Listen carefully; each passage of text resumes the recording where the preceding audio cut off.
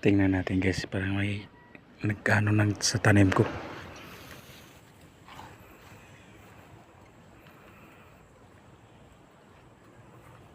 May naghuhukay.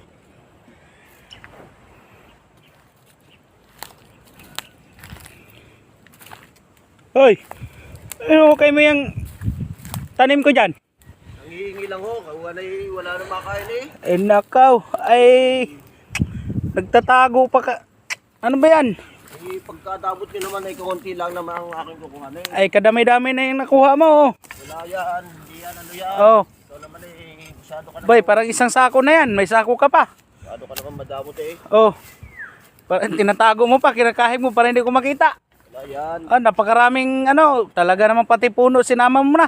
Eh, ako nililinis ko nga. Eh, napakahirap naman.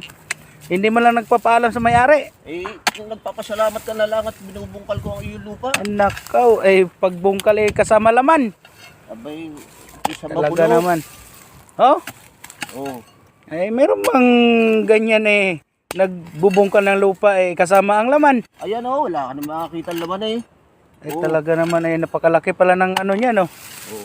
Oh, di nata kamunting kahoy yan ah, parang mahugani na ata yan. Hinugay mo. Eh, talagang napakalaki ng laman talaga pala, oh. Inaabot. Hmm. Bulok na yung gitna eh.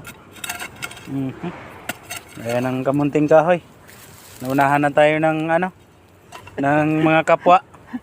Talagang hayahay talagang mga ito. Hindi marunong magtanim. Tapos ngayon, pag sawayin mo, galit pa. Abay, Parang sila pa yung parang sila ang nagtatanim. tatamnan ko nga ito. Oh, So eh, ay napakalaki ng laman pala niya, no? Ano ba 'yan? Kamunting kahoy pa 'yan. Oh, ugat na mahugan eh. parang nang ugat ugat na ng mahugani eh, oh. Ah, grabe talaga mga ano talaga laman ng ano, yung iba kina